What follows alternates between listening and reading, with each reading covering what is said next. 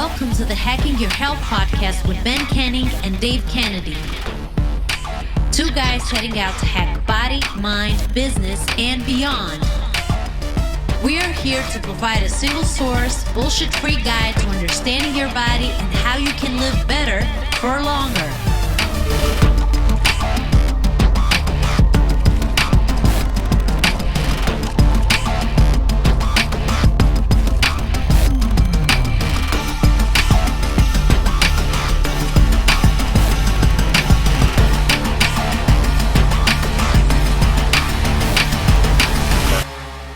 Good? Yeah, it was good. Strawberry. Yo, what's up, everybody? Welcome back. I'm Ben Canning. I'm Dave Kennedy. And this is Hacking Your Health Podcast. What's up, man? Hey, it's another week of Hacking Your Health Podcast. Excited about this one. I felt like it's been forever for some reason. I don't know why. Maybe it's because are long. Maybe it's because we just had our grand opening last week of the headquarters, and I didn't get to chat with you that much over the weekend. But I've been catching up with you. Obviously, every day now since then. But no, things have been really good. Training's been great. I did Orange Theory this morning, and what's great about this new training program is I don't have to summon the inner demons of Dave to do the lift in the afternoon. That was such a hard. It was. Yeah, I guess I really didn't realize how hard it was on my body, but thinking about doing HIIT training for 60 minutes, which is just high interval intensity training, just going to your max for an hour and your body's destroyed, and you're like, hey, now it's time to lift in 6 more hours, and you're like, but I don't have to do that today, so we're good today. Good. So how was the weekend? How was the party? How was the opening? That was the last. I guess everybody else needs to catch up. We've caught up, but everybody else from the last week's podcast need to catch up.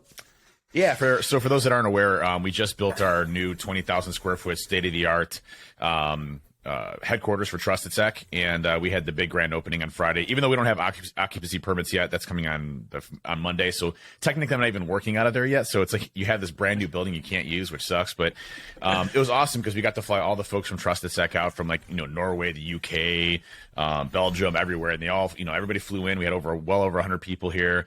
And, got to do the grand opening, kind of showcase the new facility. And we had some great times. We had a murder mystery dinner and some other stuff that we got to do with everybody. So it was really good event. It went perfect without a hitch. Reflect back and you're like, man, starting from the basement of my house to where I'm at today and having this massive building, which, we have enough plot of land to be able to create the exact replica of that building next door because we have enough room to connect two buildings. So, room for expansion and everything else. So it's things are going really good. The weekend was great, and I definitely did not count my calories like I should have.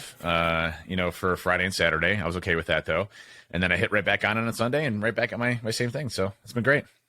So what you're saying is you have enough space to build a 20,000 square foot gym just next door to your office? That's so what Aaron doesn't realize is that, so we got this, I would say it's maybe 3,000, 4,000 square feet for a gym.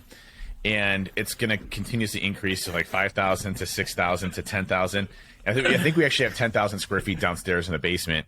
And it's supposed to be a training facility, but I'm pretty sure we're just going to convert it to a straight gym. We'll see. Aaron doesn't know this yet, but it's going to happen. It's fine. I'll send her the link to the episode and she'll know. Yeah, don't nobody tell Aaron.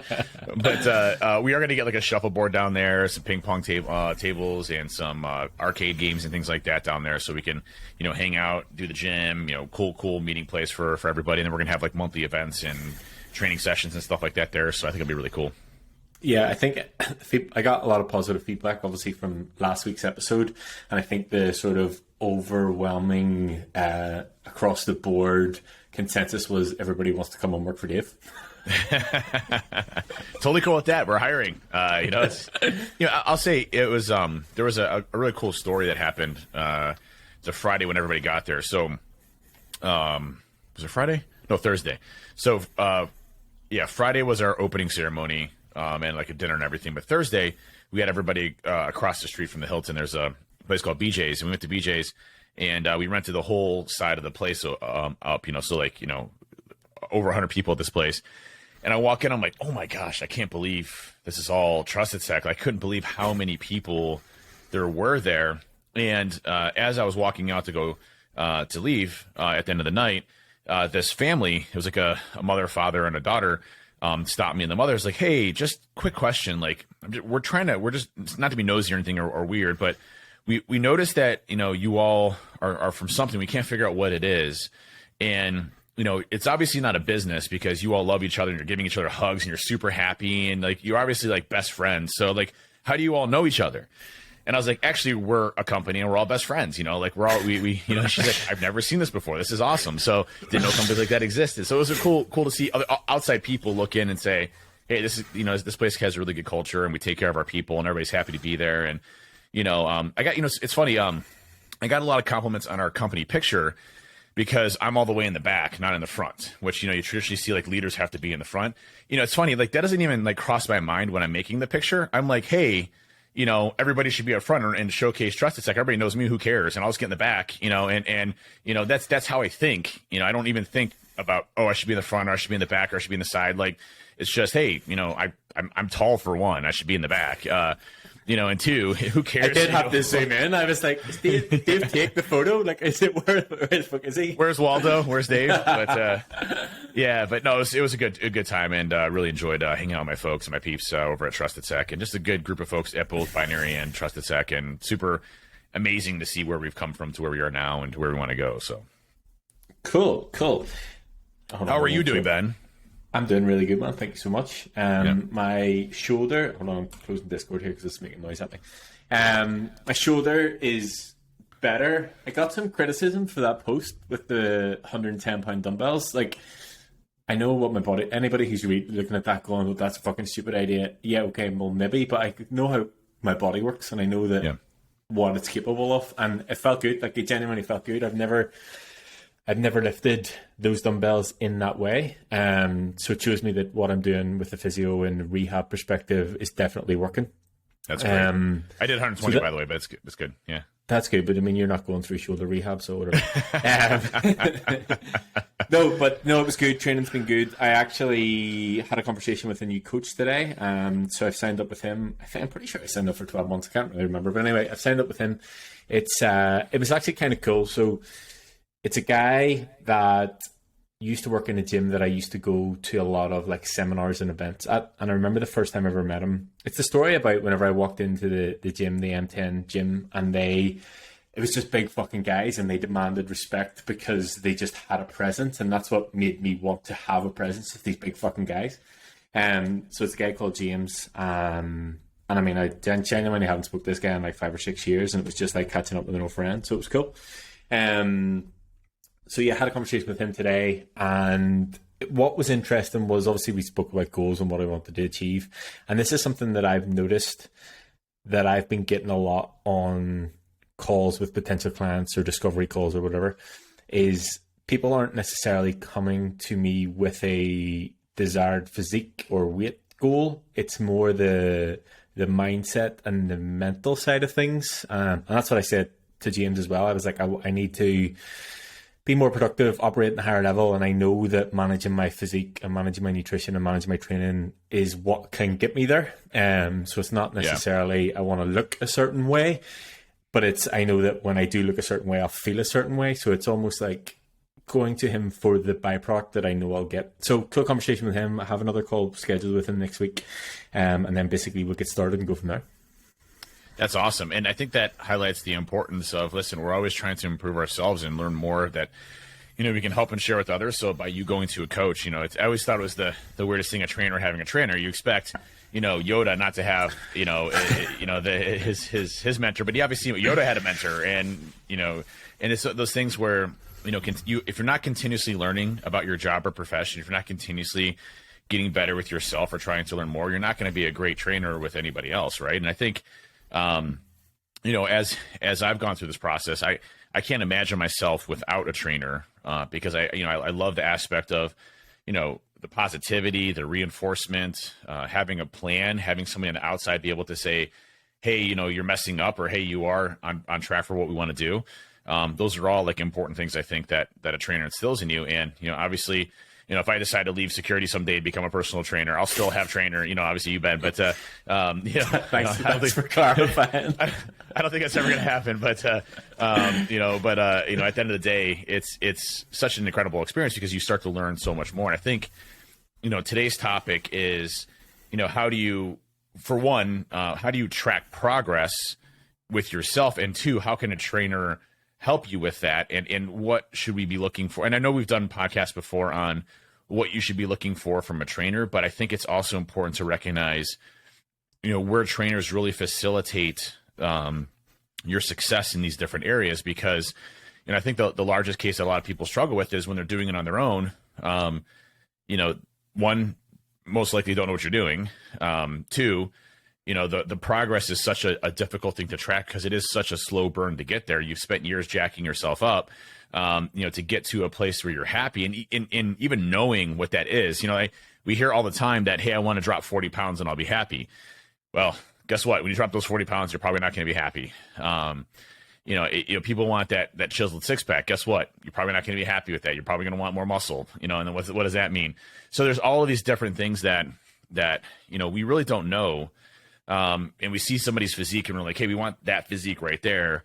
How do I get there, Ben? That's some of the things that I think today's discussion is about. And I think for me, I learned a lot. Just coming from, I'm like, the first thing I said to you, and we talked about this before the podcast, is, hey, I want to look like this coach here on Tonal. He's got this massive amount of six pack on abs and these massive biceps, and can you get me there in 3 months? And obviously not going to happen, but I think I'm actually bigger than that guy now, so that's cool. Not that we compare ourselves to anybody else. No. Do you know what? There's actually a couple of points that I'd like to take out of what you just said, and one thing that I've been thinking about recently is, whenever you set yourself goals with a finish line, I almost think it can be counterproductive. So you talked about there about losing 40 pounds or getting a six pack or whatever the goal is.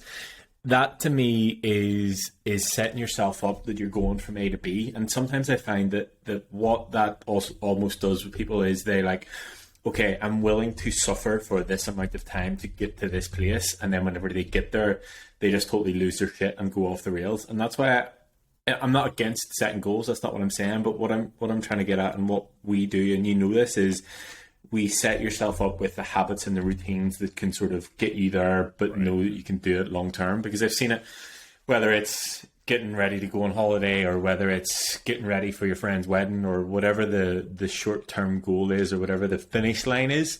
People are willing to do it for a short amount of time, and then after that, it's a total shit show. And it's because they don't necessarily believe in the system or what they're doing. They can't. It's not something that they can do long term, and they have reached the finish line. Rather than looking at what we do from a training aspect or nutrition aspect is something that can improve the quality of your life overall, not just something that you can do to drop a dress size so you can look good at some person's wedding that you don't even really want to go to. So I think that is an important note. In terms of the coaching aspect, one thing from speaking to James, that he was like, why me? Which is a funny question, actually, whenever you think about it. He was like, why did you pick me? And I was totally straight up with him. I was like, since I said broke up with Callum, since Callum hasn't coached me, I've struggled to find someone to fit that bill. And I actually reached out to Callum, my old coach, a couple of nights ago, before I reached out to James, and just said, look, do you think this is a good fit? They used to work together. So, he has a good understanding. He has a good understanding of me as a client, the person I am, but also has a good understanding of James and the coach that he is. And he says, yeah, it perfect fit. He'll keep you on the right track. He'll continue to educate you. And I think it's a good fit overall. And I told James the whole story. And for me, I think it's the continued education. Again, interesting, he coaches 85% coaches or PTs. And one thing I did say, he was asking about the people that I work with and you guys, and, which is another strange conversation for me to have all the time. Like, how did you end up there? And I'm like, it's a bit of a fucking weird story.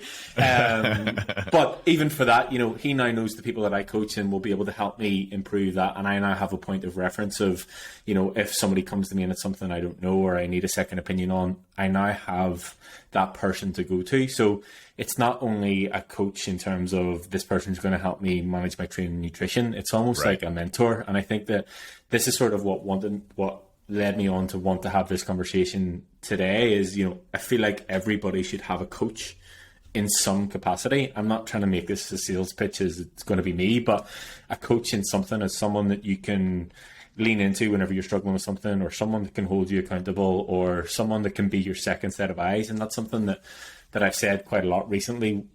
I can't remember who it was that I was having the conversation with, but they were like, they just basically needed a second set of eyes. That, you know, it's almost like whenever you're having a conversation with somebody other than me. I'm kind of upset about that. Like that's... I did. Yeah, it was Coach Tony.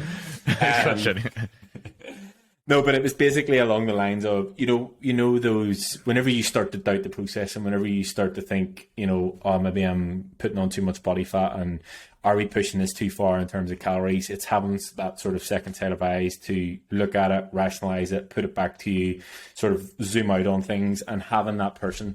So I think it's not just a coach, it's somebody who can be a friend and a mentor. And I think that ultimately is what I needed. Someone who's going to tell you it straight as well, I think is probably something that should be in there.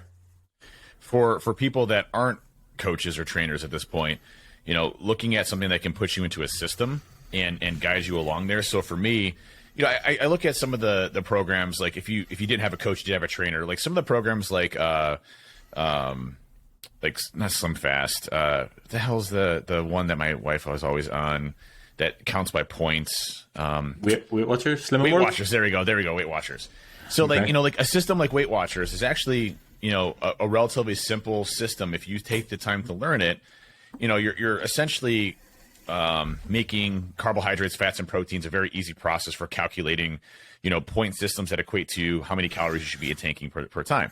So, you know, if you can do a system like that doesn't require constant nurture and feeding, hey, more power to you. What I mostly find with folks that do like those types of programs is that, you know, they'll do it for 3, 6, 8 months, and it's not sustainable, and they come off of it, and then they don't have any barometric around how to handle that in the future. So, you know, ultimately fails them, you know, down the road. So I think, you know, from what I've really enjoyed about this whole process, especially starting off, is we've talked about my origin story and this fitness journey before on many occasions, but you know, I was at a point to where I felt like I was eating healthy. I felt like I was doing the right things, working out. I felt like I had ticked all the boxes to what I've been doing, and I wasn't seeing any results. And the truth of the matter was I had no idea what the hell I was doing. I had, you know, literally no clue. You know, not consistent calories, not consistent workout routines, lifting for no reason. You know, of course I'm not going to see the results that I need from that.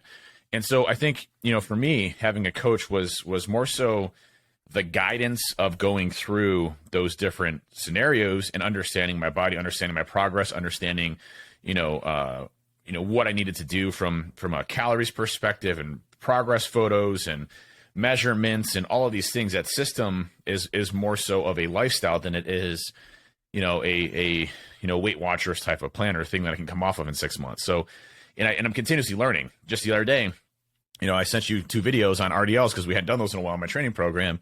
And, you know, from last week to the week before, getting substantially better on my form and everything else. It's an awkward movement for me on the hip hinge side of the house. And so, you know, I'm continuously sending you videos, and it's awesome to be able to say, hey, here's feedback in the one you did. You know, he actually drew lines and showing where my back should be and how, you know, I should be pausing and breathing and all of these different aspects to improve my form. And next week I tried to apply those concepts, and it got substantially better. Some things I still work on. And those types of improvements are things that, you know, are invaluable to me because I am continuously learning from somebody else that, you know, understands what I'm going through, understands where I'm at, understands my progress, understands what I need to do, if I need to go heavier or lighter or whatever. And you mentioned the whole point of, you know, hey, are we putting on too much body fat or whatever? You know, we recently went through a pretty substantial bulking phase where I was eating 4,000 calories a day, which was really tough to do. You know, and then we went through. Do you know what the worst part about that is for you? The next time we go through that phase, it's going to be more. Like, you're going to need to push calories for. So you think that was bad? I don't even know if I could do that. I was getting sick of food. I'm like, seriously, like I got like 500 more calories and it's 9 o'clock at night. I'm like, I got to figure this out, you know. So I was, you know, whatever. But it's exciting. But you know what was cool about that is, you know, it did push me through to a threshold where we had put on some body fat, right? And I was like, whoa, what are we doing? There's body fat here. There's body fat. I see body fat right there. And I don't see as much abs as I used to. He's like, chill out. You know, we're pushing this as far. And by the way, I'll tell you that how I felt on 4,000 calories is very different than how I felt on 2,500 calories. You know, the energy, the increases in muscle mass, the power and strength you have, and everything else is just incredible. And then, what we did is we started tapering off, and it balanced itself out, and I slimmed back down, and I got abs again. So, it's that going through those uncomfortable stages of trusting yourself, not even trusting yourself, trusting your trainer, and then from there, going through that and coming out even stronger is such a cool experience. So again, if I didn't have somebody guiding me there, there's no way I'd push those boundaries or limits. There's no way I would be making the progress that I'm making. There's no way that I would be in a position I am today, a year and a half ago to today, to get to this specific spot. Yeah, I think, and we've said this before, like, probably because of your mindset towards the scale before we started, if you had started to push calories and saw the scale go up, you'd have been like, oh, nope, fuck this, and then started going back down. So you would never have fully leaned into any sort of muscle building phase. Yes, okay, you probably could have built some muscle, but not to the same capacity that you were able to by actually committing to it. And I think that I'll always say, I'm pretty honest whenever I'm on initial calls with people, like, my goal is to educate you to the point that you no longer need me, which, yes, is a fucking stupid business model, but it's something that people need. And, you're talking about Weight Watchers and all those things, like, while they're great for getting people from A to B, generally I think that they fuck people's relationships up with food by saying things like good or bad. And I think even the term is a sin and not a point. I'm like, geez, that's going to, like, psychologically fuck people up somewhere along there. And I think that, I don't know if it's that one specifically, but I think one of them, it's like potatoes and pasta are unlimited. I'm like, fucking challenge accepted. I'm like, I can put away a lot of pasta. Like, I'm not going to fucking lose any weight. But anyway, it doesn't give you the education that you need to do this long term. And that's always my goal with anybody I work with, whether it's 6 months or 6 years or however long it is, to sort of give that education and to give you the understanding of what you need to do for your body. And I'll always, always, always appreciate what Callum did for me in that point, that, he spent 2 or 3 years working with me to the point that I know exactly what I need to do to, strip some body fat or whatever it is. I know exactly how to manage my own body. And that's not necessarily what I need from a coach now. I need the accountability side. I need the continued education side, and someone to hold me to a higher standard than I hold myself. So then I can operate at a higher standard and hold you guys at a higher standard than you hold yourself. And that's how we all get better as, a team and a community. Yeah, I'll tell you, the weight aspect of things has been a really interesting shift for me, and that's taken me a long time to get over. Like probably like a couple weeks ago, pretty much, to be honest with you. But I know. But what's funny about that is, I putting it in perspective, one thing that always bothered me was, like, you'd see like these massively huge guys, and they're like 290, 300 pounds, but they're also like 5'5", like, and you're like, and then you look at me, and I'm like, I hit 240 now in my 240s. And, I was looking at, there's another trainer on social media that's, wait, whoa. You're looking at other trainers on social media? No, it's like, what? Do you follow him? What? I follow him, but I'm never gonna go with this. Is bullshit. Don't worry. You know what? No, I think you follow him too. His name's Zach. I don't know if you follow him or not. No, doesn't sound familiar. Oh, okay. Anyways, I mean, I happen to get introduced to him like on social media, and he's like a big keto guy. All he does is like eat like, meats and cheese and stuff like that. But he's interesting because it's interesting to see like his perspective of things, of like keto. He's like all in on keto, like very, very low carb, stuff like that. And I'm the exact opposite. So I try to understand, like, how does he get energy? Like, how does he do what he does? But what's interesting about his body type is he's 6'5", and I would say I'm bigger than him muscle mass size, but he's definitely leaner. He's got a leaner body type than I ever had. And, but he's at like, look this guy up. 237 or something like that, and he's, same basically size as me. So, it's, that gives me some assurance that, hey, you want me to send you a text message with his Twitter handle? No, I can find him. It's fine. Maybe say Zach something. Hang on a second. I'll send it to you. Yeah. Are you jealous now? I'm not cheating on you. I mean, just. But it's interesting because his body type is very much the same as mine, and weight wise, we're basically in the same comparison there. So, as I one of the hard things that I've had to deal with is, there has to be something that gives, right? I either have to lose muscle mass or lose fat in order to lose weight, right? And if my goal is to increase muscle mass, which, again, I understand everybody's goal is that, but if my goal is to increase muscle mass while retaining a relatively lean fat size, I'm still going to have to go up in weight. So, for me, it's all about, building muscle mass. So I understand that as part of that, as long as I'm not gaining 10 pounds a week because I'm eating, 10,000 Pop-Tarts, I'm in the good shape. I'm in good shape of my progress and goals, hitting my protein goals, hitting my calorie goals, and it's in a controlled fashion. So I'm less concerned about my weight now than I ever have been, as long as my other biomarkers are good as well. My cardio is still good. And we talked about this, if there's anything that's impacting, my heart health, my cardio, anything's impacting my blood work, then it's time to say, hey, we're at a good spot here, and let's kind of maintain and look at that. But, as of right now, everything's perfect. We're still growing. I asked my doctor the same thing. I said, listen, because, if you get on the scale, was it body mass index or BMI, or is it you're obese? And I'm like, yeah, well, that's not the case. I know, you're like, I used to be. And I asked the doctor, I'm like, hey, is there any issue with me, being, this heavy, and also, putting on muscle mass? He's like, no. He's like, dude, you're amazing. I was like, I've never seen a 39-year-old in your shape, so keep going. So that was reassuring. So, it's that weight aspect that always, threw me off. But again, I think the measurements are important. Are your measurements staying relatively consistent from a waist and hip perspective? Are your arms growing? Is your chest growing? Is your neck growing? Are your quads growing? Are your calves growing? Which might never grow. Sons of bitches. And still, 8 years later, still not growing. Fucking calves, man. I don't know what I need to do. Like, I'm gonna get Botox injections in my calves. You can get calf implants. You can get that's an actual thing. It's 1,500 euros per leg. You already looked it up. Yeah. Trust me, I do not have them. I do not have them. Dude, what'd be great is I have these fairly big quads, but my calves are just blown out. I just have the biggest mismatch of fake. There's a couple of guys that train in the gym that you're they just look completely out of proportion. Do you know what I mean? Calves, okay, should be big, but not to the same point where you're like an upside down heart shape.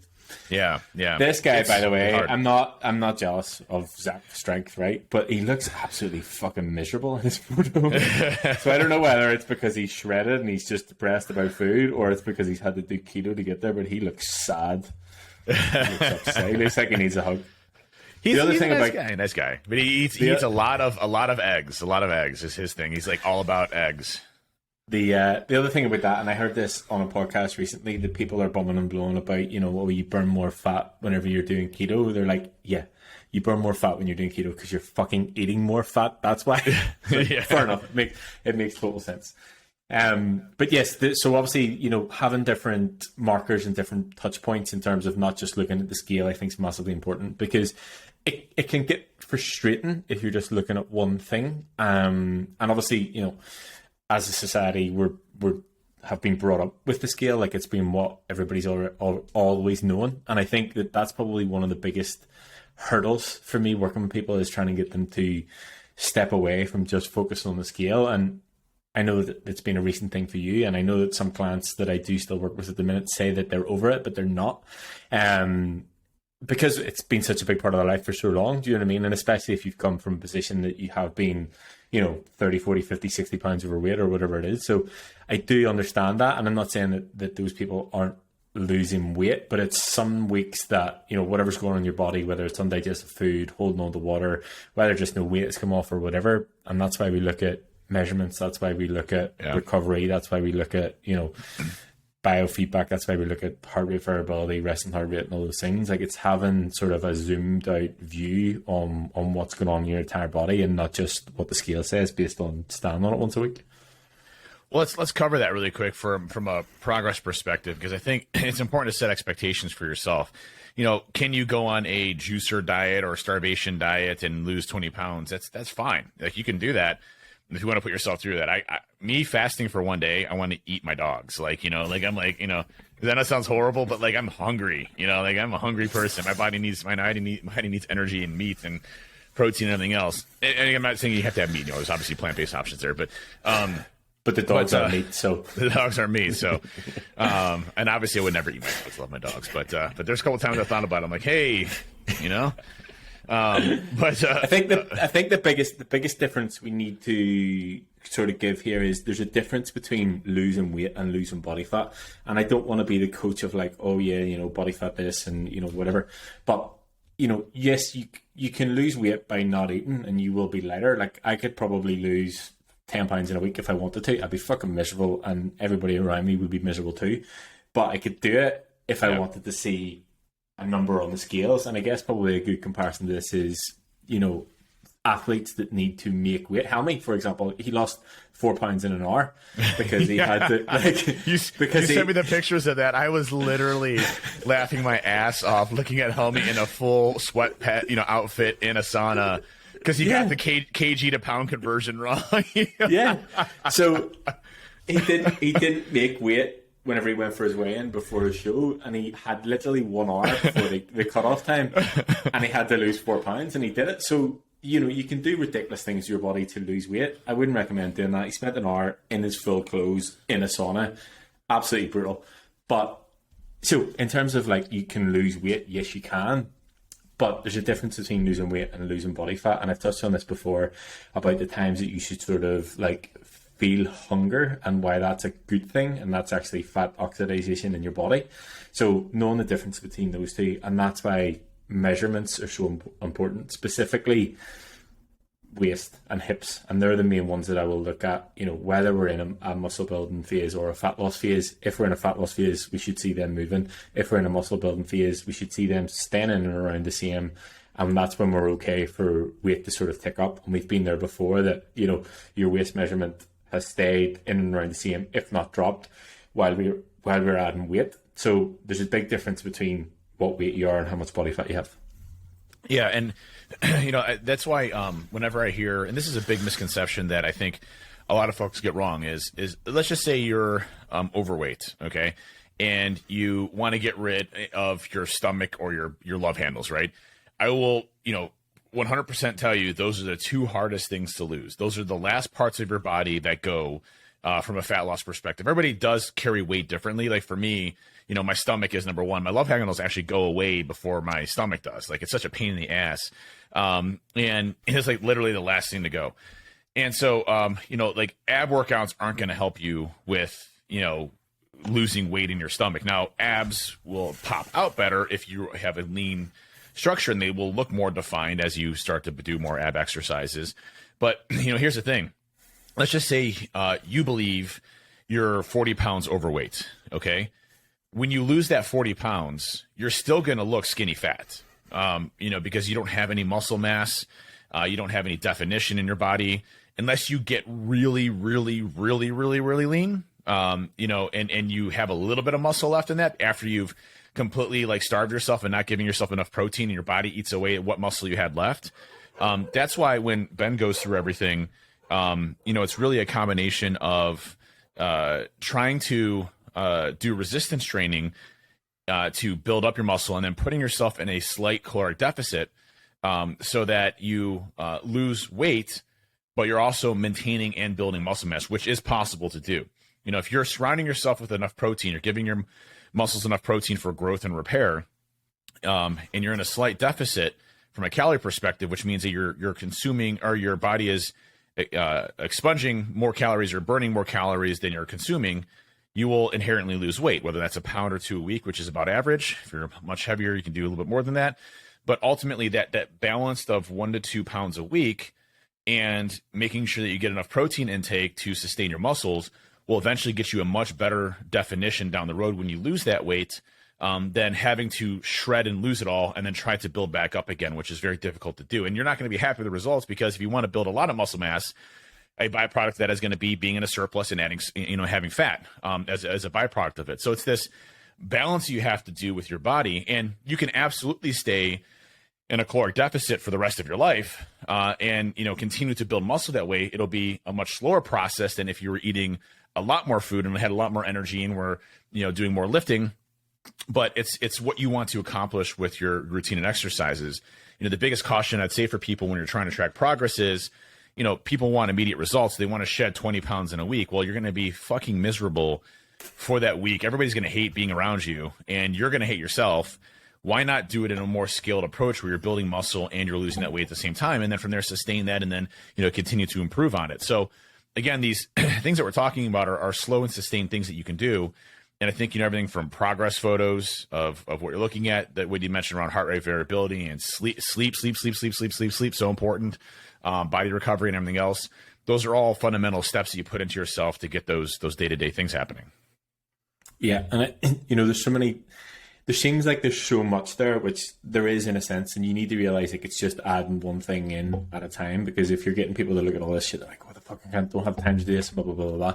But they need to realize that we haven't just got from where we started to this now. It's been gradual, implementing different things and adding different things and whatever else that it's needed to be. I think probably a good sort of point to note on the training side of things and the muscle building thing is, your training age plays a big part in that. So if you've never lifted weights before, and you've never trained, and now you want to start because you want to lose some weight, you will make the most progress in the shortest amount of time at that time. So whether it's the first 3 months, 6 months, or whatever, utilize that time as much as possible, because your body can transform rapidly because it's never done that.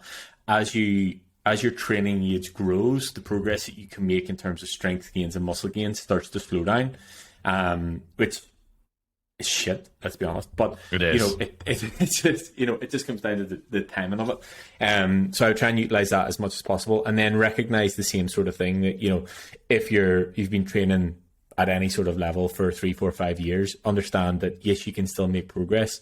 It is going to be harder. It is going to take a little bit more in terms of maybe managing your nutrition slightly differently, or, maybe dialing your training slightly differently, or whatever it needs to be. It will take longer. But I've had this conversation before with you and on the group call. Like, to me, those reps are the ones that really matter. Do you know what I mean? Like, at the start, okay, yeah, it's fucking class because you can, add 10 reps to this and add 20 kilos to this. You're like, oh my God, I'm fucking superhuman.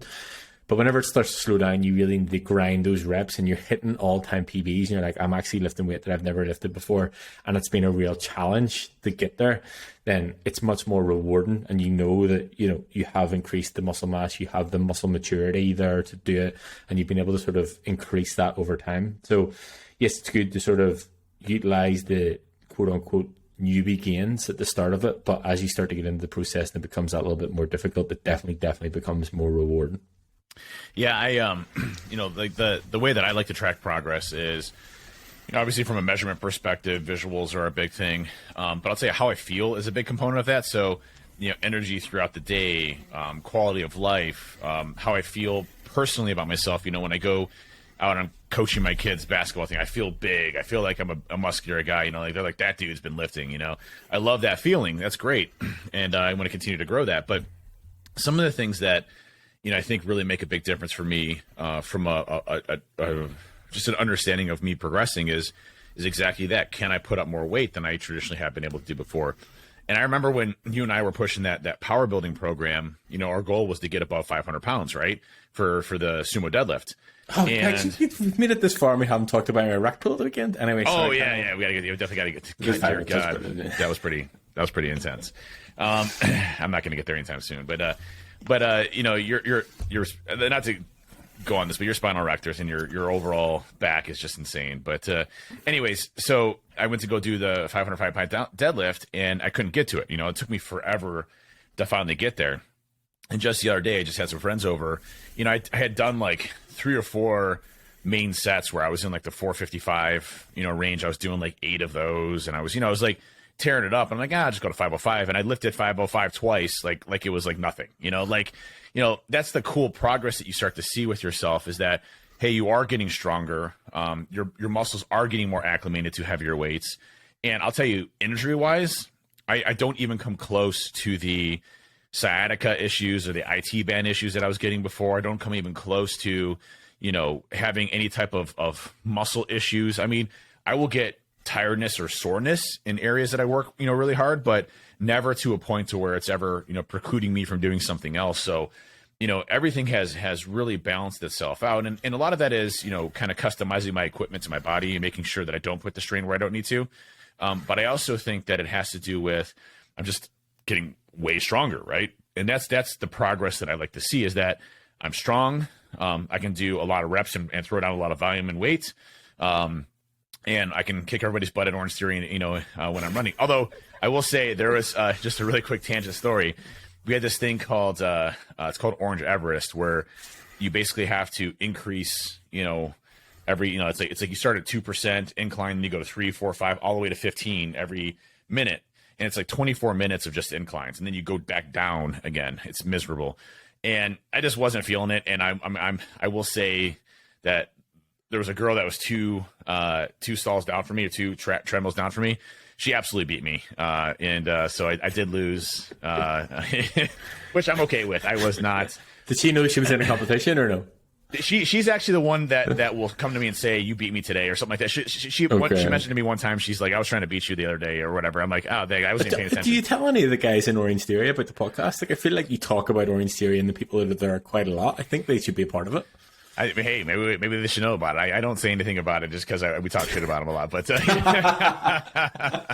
not in a bad way. They're great folks. They'd be like, that's me. He's talking about me. Yeah. No, they're all great folks. They're amazing, you know, kind-hearted individuals, and I love, you know, and I just love that whole, you know, mindset of going through it. But you don't want the guy that wears the short shorts to know that you call him short shorts guy. That's right. There's definitely a short shorts guy there. So I think the point about progress and the point about like weight and stuff like that, there's a lot of aspects to it, and number one, I think the 505 is such a psychological number, and this is something that I find quite interesting in terms of like numbers. And it has happened to me in the past that I was trying to get to 200 kilos in a deadlift, which is like 440, I guess.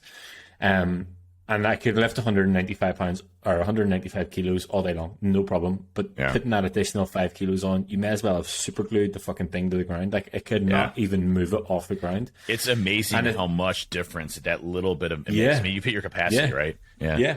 And then, so I think it's the same sort of thing with the 505, because it's that going from a 4 number at the start to a 5 number. It's a psychological number. So that's one aspect of it. Another aspect is, I got a message from David Boyd kind of today. Is it better to go heavier and not able to finish the set, or go lighter and finish all your reps? Well, I'm going to actually ask you to see whether you got the same response as me before I answer. Depends on what your goal is. You know, if to me, going heavier is going to be better for strength, and going longer for rep ranges. Although I wouldn't try to hit 12. You know, if your rep range is 12, for example, I would try to be in the 10 to 11 range of being there to try to push max capacity. But that's going to increase muscle hypertrophy. So for me, if it's a earlier set, absolutely going super heavy to where I can't hit the rep ranges. You know, of like, you know, lower rep ranges more for strength, and then the upper ones more for muscle hypertrophy endurance. So that would be my response. Okay, so same. So basically what I said is both. It's good to do both. So one thing that I find all the time with myself is, whenever you start to get to a point where you're lifting weights that you have never lifted before, you need to get your body used to actually holding that weight. So for example, last week whenever I did the dumbbell press, they were 55 kilo dumbbells, which is 110 pounds, I think. Not my 120, but it's close. They did you really do 120? You just went, no, I didn't do it. Okay, that's okay.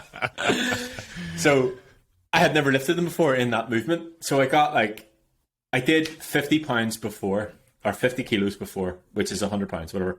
And I did like 8. And genuinely, that was the first time I've ever done them. I was training by myself. I was able to get them up. I didn't need a spotter or whatever. And I was like, this feels okay. So I'll try the 55s. The gym got new dumbbells at Gym Doc, and they now go up to 80. And I'm looking at them and like, what the fuck? So anyway, 55, and I did 4 reps.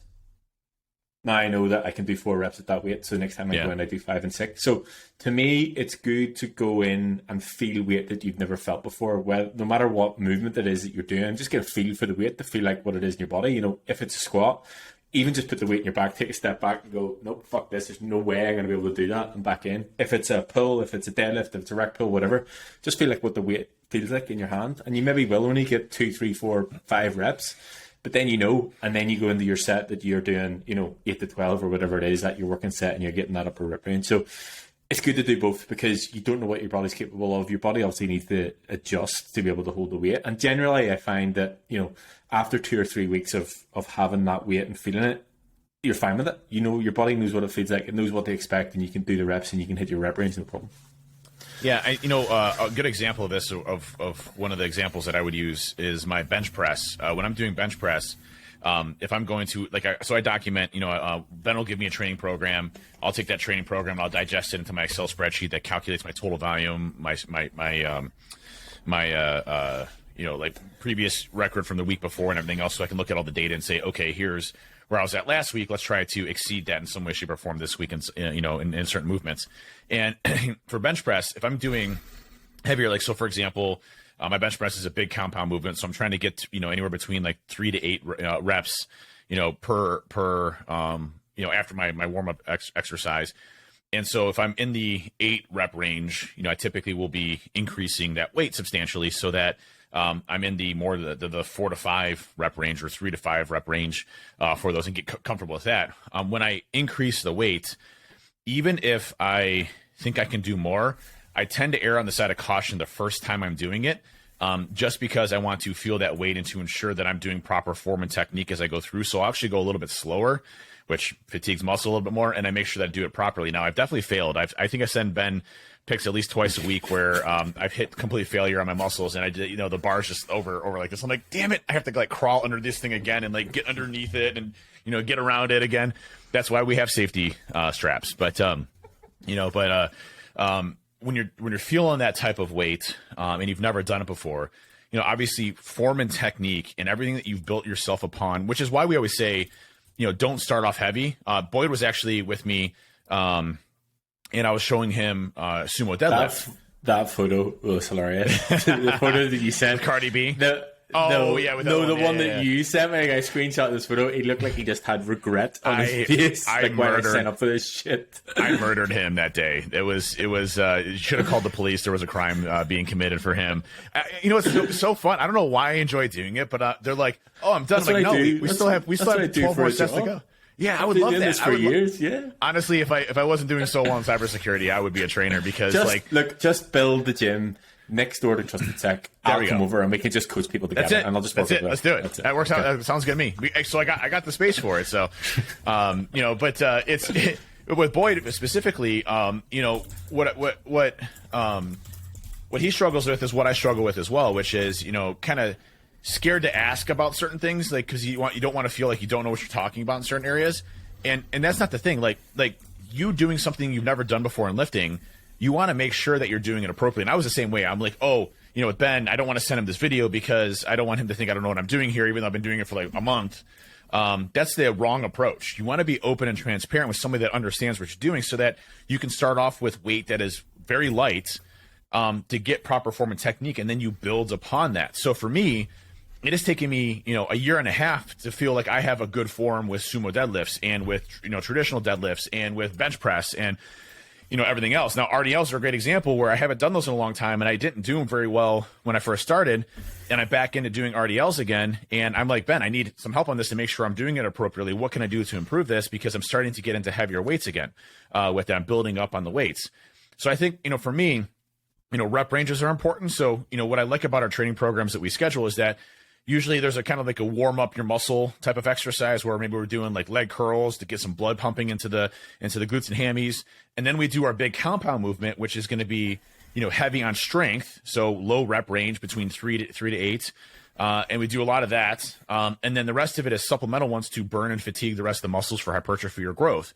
And so at the very end of my leg exercises, as an example, I think the last 2 you have me do is basically leg presses to just destroy my quads. There's only 2 of them, but it's a 15-second rest in between, which is ridiculously hell on earth, by the way. And it's basically as many reps as you can do until you have complete muscle failure, with your legs. So, what you're trying to accomplish is muscle fatigue and muscle failure. If you can get as close as you possibly can to complete muscle failure, you've done yourself a really good job, and your muscles are going to grow because of that. And that's ultimately what you want to accomplish. There's different fibers in your muscles that create strength, that create endurance, that create growth in size. And so, you're trying to hit all of those typically during, and again, if that's your goal, that's my goal, is to get stronger and to get bigger.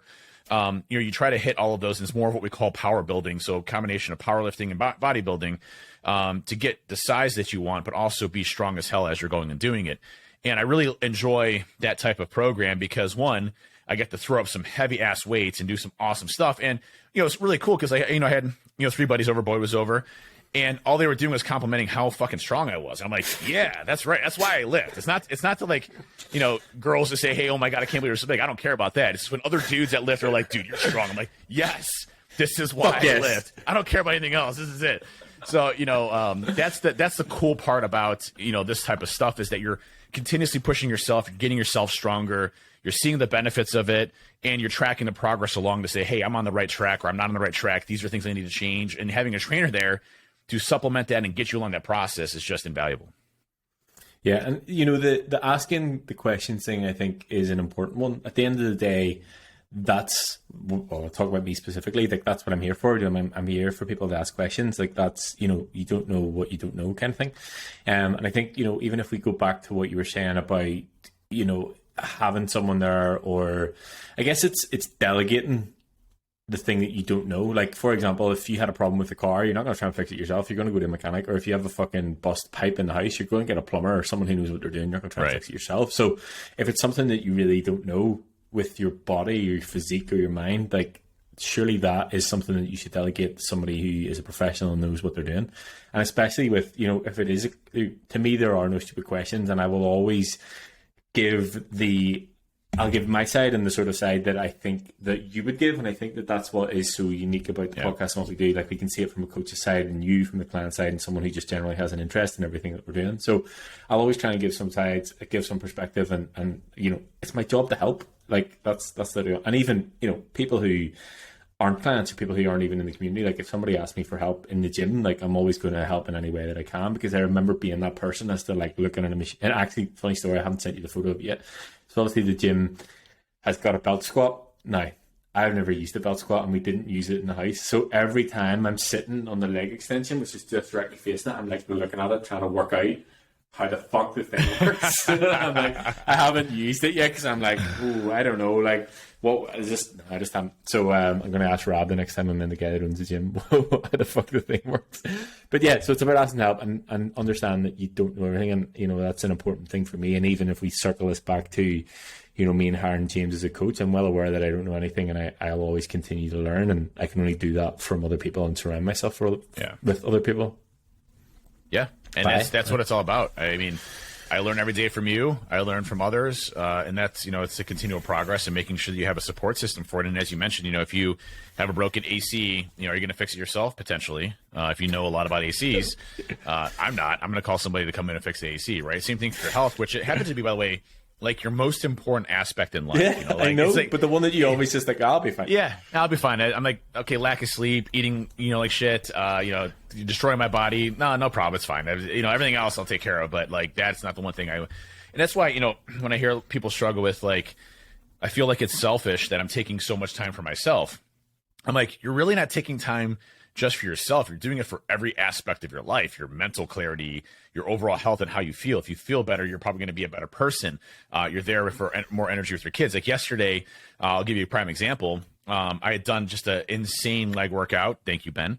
And it was also chest day as well. So it was like chest and legs, basically. And my legs were just absolutely shattered, but I went out and I had to do teach my kids basketball AAU group for practice. And all the kids were like, you got to dunk. I'm like, I just did legs. Like, I'm like, you know what? I'm going to dunk. And I dunked, and my legs are like, seriously, what are you doing? I thought we were done with this. So it's but it's like having the energy to even do that and to be, consistent with it with my kids. It's life-changing. Right. And I feel so much better. I feel incredible and amazing. The energy level and production that I have is through the roof. So, literally I have zero complaints because I put the time in for myself. Everything else around me has become better because I've become a better person, but also I'm there for my kids and my family as I start to go through it. So it's not a selfish thing to want to spend more time with yourself or to be able to do something or accomplish something for yourself. That is wanting to be you and to be the best that you possibly could be for your family, for your friends, for your business. Obviously we talked about business last week. I am at an all-time high, for my companies that I run. I'm efficient. People say that you don't have time to do it. You do. It's just a matter of reprioritizing what's important, what's not, and what you can accomplish and what you can't. They always say, the person that spends 20 hours a day working is the idiot, and the person that has automated what he can do as much as possible and spends 7 hours a day or 6 hours a day working is much better person, more efficient that way. So can you adjust what you're doing and just make these small changes? And by the way, I'm not saying you need to do what I'm doing here and to try to go crazy with it, but small adjustments, counting calories, small adjustments, getting out and walking. As soon as we get done with this podcast, I'm going out to the park, and I'm going to throw some headphones on, listen to a podcast, and get my steps in. So it's these small adjustments that with a 60-pound backpack, but it's these small adjustments that make a big difference in your life that allow you to start to have long-term gains down the road. And I think that's the important aspect of what we're trying to preach here, is that anybody can do this, trainer or not. Hold yourself accountable. Look for the small changes. Track your changes, track your progress, look back at it and say, okay, I'm not where I want to be at yet, but I'm getting there and I'm on that road to success. And that's ultimately what you can hope for, right? And push yourself for new PRs, like push yourself for new weights, push yourself to do more steps, push yourself to eat less because you want to be in more of a caloric deficit. Push yourself in new ways to better yourself, and that's ultimately what you can do. Yeah, I think, the selfish thing comes up quite a lot, and the analogy that I always use is whenever you get on the flight and the flight attendant's going through the thing that nobody ever watches, and she says, if the shit hits the fan and the airplane's going to crash, you have to put your own oxygen mask on first. Now, I don't think she specifically says it that way, but the point of the story is she tells you to put your own oxygen mask on first so that you can then help the other people around you, versus you trying to put somebody else's oxygen mask on, you fucking die, and then you can't help anybody else. I realize a bit morbid, but you get the point of the story. So you looking after yourself and you taking time to prioritize your health is you putting your oxygen mask on first so you can then help and benefit the people around you. And even down to the, even if we take it back to, asking for help or asking questions, like you say, you learn from me all the time. Anybody who sends me any sort of check-in or feedback or video or whatever, I'm learning from that, because obviously everybody's different and everybody moves differently. So if it's maybe not something that I'm 100% sure on, I'm going to go and find out. So in a way that, that's you looking after yourself, but it's also me being able to continue to learn. And to your point of, always try and do better and PR and whatever else, like you genuinely don't know what you're capable of unless you go and try. And I think the biggest thing that I've realized is we are all a lot more capable than we think. Yeah. And it's easy to stay in your comfort zone and not to be like, all the growth happens outside your comfort zone, la-di-da, whatever. But it's more about actually challenging yourself and pushing your point to actually see what you're physically and mentally capable of. And you'll never know unless you actually go and try it. And okay, maybe you will fail, but again, there's a lesson in that, and then you can go and try again. And I think I would rather try and fail 100 times and know than not try at all. Yeah, and I have failed so many times throughout my life where I was a complete failure in all of this, but at the end of the day, I'm in a successful spot now. And, surrounding yourself with people that can make you successful, this type of community that we have, that we've created here too, all, definitely pros. But I think that's time for us on wrapping this up. But I do want to say that congratulations on getting a 600-pound rack pull. Thanks. Oh no, we talk about the rack pulls. That's right. That's actually what I was going for. That's not what I was talking about. I was actually talking about me again. But no, congratulations on the 605-pound rack pull. You said, dude, it was crazy. Like I saw you do, I think it was like 555 or something like that. And then you showed me one of, in which 555 went up like nothing. And then you did like the 605, and I was like, what the hell? Like it didn't even look like you were struggling. It looked like there were feathers. I'm like, there's something wrong with that. Something wrong with you. Zooming in, counting the plates, being like, what the... Yeah. I think I could do like 535 maybe would be like my top peak limit. There's no way I'm anywhere close to 600. The thing about it is, and I said this to you, some days everything's just in line, and you don't get those sessions all the time. And I remember Jason saying, it's like, sometimes I go into the gym and I just feel fucking incredible. I know what it is. And like, he goes back and he looks at the data and he tries to break down like the entire 2-week period before to understand why that one session was better than the rest of them. And there's no rationale to it. It's just sometimes you go in, you're hydrated, you're well rested, everything's feeling good, you don't have any aches and pains, you've got a good fucking playlist, like everything's just in line. And to me, I was just having fun with you because you told me what you did, and I was like, well, fucking watch this. And I didn't ever expect that it was going to go to where it was, and I was just feeling good. Could I go in and do it again? I don't know. I guess we'll find out this week. Well, I know what my rack pulls are tomorrow, so I know what I'm going to be trying for. We'll see how that goes. Please don't do 605. I'm not going to promise that I'm not going to try. So, that it's actually going to be 606. I'm going to throw like a pound of something on there, like something. Like, take this water bottle. Definitely weigh something. But no, I'm actually excited. Tomorrow, I get the G15 installed. I got the new Force USA's G15, which is kind of like an all-in-one weightlifting machine. It's got a Smith bar, which I'm a huge fan of Smith machines. And back on that again on a coach, I'm like, hey, Ben, I'm getting this new Smith machine coming in. I'm thinking about swapping out maybe RDLs and rack pulls and things like that directly to the Smith machine because I really enjoy the stability that you have in those. And he's like, yeah, let's do it. So again, having a coach to be able to bounce ideas off of in your training programs and what you're looking to switch to and stuff like that is really exciting. But I'm really excited about the G15. That thing is so freaking heavy. I had 3 movers. I paid 3 movers to come and move it, and I was definitely lifting the majority of it. So it was 4 of us could barely even get that. There's this one box that weighed 790 pounds, and it was a massive box. It's ridiculous. Like, I mean, can you split those up a little bit more to where like they're half that or something? But and there was four boxes. The other 2 were 650 pounds each, and then this last one was only like 250 pounds, so that was no big deal. But the rest of it, it was a disaster getting into our house. But I'm excited about the assemblers coming tomorrow to put it together. I will definitely not be putting it together myself. No, fuck that. Nope. I'm going to send you something. So obviously, if you're going to have the Smith machine, you'll be able to band it for incline chest press. So I'm going to send you a thing that you'll need for the daisy chain so you can use the band. The thing that I didn't have whenever I was over there, but I'll send you. Oh yeah, so when you're coming down, it rests less on your shoulders there. So we're yeah, okay. Got it. Yeah. So I'll send you that. But yeah, I mean, I guess that's us for this week. That's it. Now, I'm going to say that we are going to have this ready, but I don't know if we're definitely going to have it ready. Our new feature on the website will be ready to go for next week. I should have it done by next week. So it's close. It's close. Okay. But that'll be good for everybody, so we don't need to recommend people go to other places. You can just come to our site. Well, what is it going to be? You didn't say anything about it. Well, it's just going to be the calorie calculator. There you go. Okay, but you were just like talking like in this high level thing, and you didn't say what it actually was. And people are like, "What are you talking about? It's going to go on the website." So. Okay, so we're going to put a calorie calculator on the website so that people don't need to go all these different places, and they can have this one-stop shop that they can go calculate their calories, see what their macros need to be, all on the website. I mean, this is the same delegation that I don't fucking know how to do this, so I'm delegating to you somebody who does know how to do it. Yeah, I got it almost all built out, and hopefully it's ready by next week. So we'll see how that goes, but it should be all set. Cool. Awesome. See you next week. See y'all next week. Thanks so much for tuning in again, and follow us on social media. It's Hacking Your Health, and then a Discord, Hacking Your Health. No, it's We Hack Health. It's We Hack Health on Twitter. Sorry, We Hack Health everywhere. Is it We Hack Health on Discord too? Yeah, I changed it. Okay. Got it. Pretty much a hacker now. I can change the Discord link.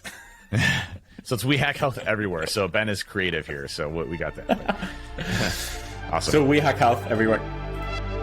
All right. Thanks everybody for tuning in. Take it easy. See you next week. Bye. Later.